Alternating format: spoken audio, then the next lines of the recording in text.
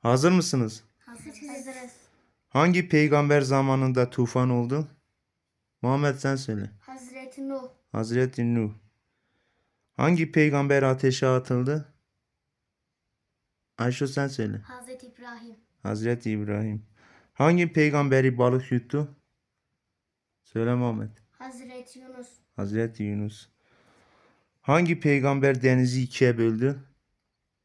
Söyle Muhammed. Hazreti Musa. Hazreti Musa. Hangi peygamber kuyuya atıldı? Ayşe sen söyle. Hazreti Yusuf. Hazreti Yusuf. Hangi peygamber göğe yükseldi? Rabia sen söyle. Atan çarptı. Hazreti İsa. Aferin. Hangi peygamberin emrine rüzgar verildi?